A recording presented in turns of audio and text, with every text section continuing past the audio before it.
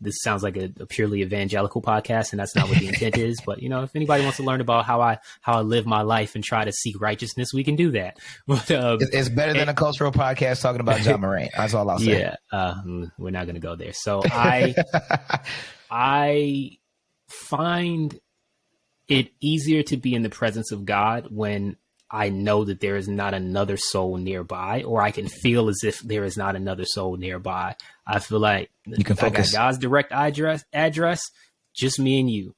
And so where I go to pray at the lake, I go at a time before anybody else is there, and just closing my eyes and feeling like, okay, it's just me alone. And I'm really big on the desert moments and that isolation, because you learn the desert teaches you to sustain in a different way. And you realize what abundance looks like when you're around nothing but arid land, but everything's still living and breathing and not dead. So it's just beautiful. That was good. Yeah, this is one of my favorite places in the world, is to be in the desert, and specifically the Mojave Desert. And I guess the Joshua Tree National Park sits between both the Mojave and the Colorado Desert. So it's really cool with the terrain and different types of trees you get from the different atmospheres. Or environments, but told you. But like I hiked across the desert at sunrise. I had never done it before, just because I saw a far off mountain, and I'm like, well, there was a main road going through the national park. I'm like, I could be on the road, but then your moments of solitude are interrupted when a car does pass by. It's infrequent, but it will happen.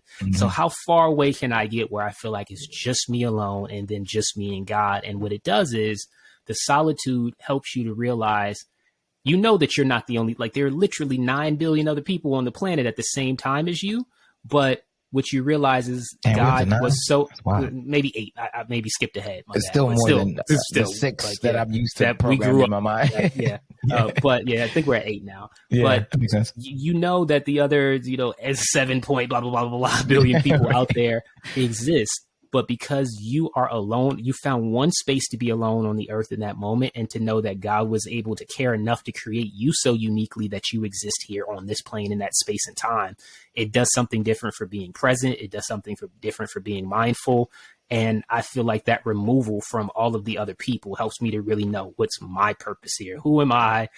I need that solitude. And I think I know myself because I've spent time with myself, and a lot of people are so used to the noise, or haven't had the opportunity, or fear spending time with themselves. I think that's been a benefit of being an only child is, well, if I know anything else, that's I know it.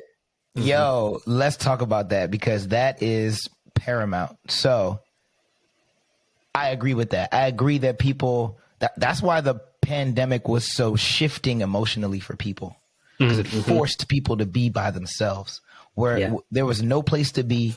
You couldn't really go anywhere in the early days of the pandemic. And so it forced people to have to deal with certain things, being in their own solitude. It was forced solitude. Yeah, I thrived. Yeah, I mean, me too. Like, I mean, but you know what I'm saying? Like, because I also believe that, like, you're much better at this than I am, but you've cultivated your home space in a way where it's like, I don't really got to leave the house if I don't need to. Yeah. Well, see, that got I think that comes strange from my childhood, where I'm just like, I want everything I need to have in this house. So I don't, and I've turned into you at this point when it comes to that. Like, I don't, because I have so much space now. Yeah, people know Zan doesn't leave home. No. It's a lot for me to He's tethered to this room that he's in for the most part, creating. I mean, I've been 100% virtual at work since September of 2019. So I was 100% virtual employee before the pandemic. So when it happened, I was like, oh, go time. Like, I'm in the zone now. Time like, to shine. I know nothing. If I know nothing else, I know how to do this. And then you add in the fact that we built a home gym. Right. So I didn't have to go to LA Fitness. Everything I needed was here. But what I realized, I'm still working through this in the backyard. Feels like it was clubbish. So if I wanted to go out to a lounge, I could just have champagne here and just all of that stuff. Right. So, hammock time. But what I've been ruminating over, toying with, right. And I'm still working through this concept. But as I thought about Ryan's experience and the experience of anyone that I've known that's been in prison, and I think about, like, even though I've brought everything in house, I started feeling imprisoned.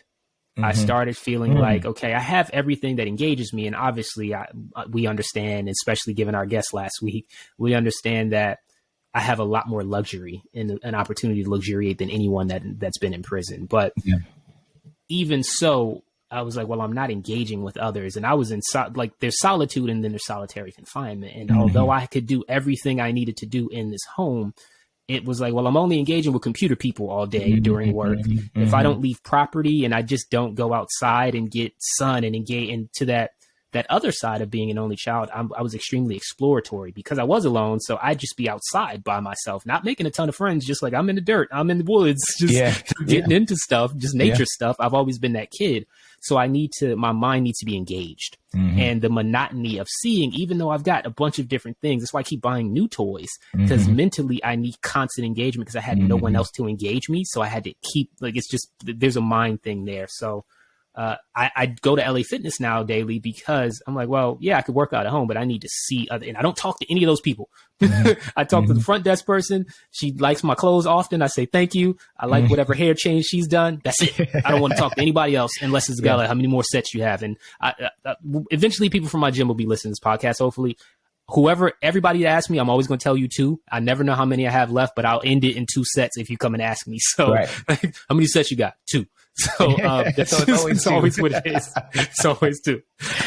I've been BSing and I have no clue how many, but if I get 2 right now, it won't take too long for you and I'll get enough. I feel like I got something done. I felt like I thrived, man, but also there is a headwind to that tailwind. But I know I did the same. Similarly. Yeah.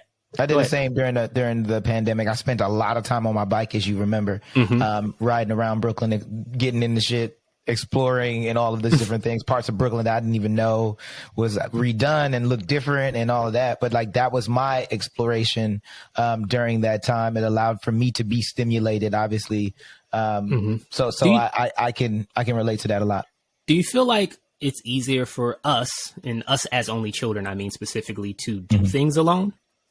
Absolutely. Cause you know me, like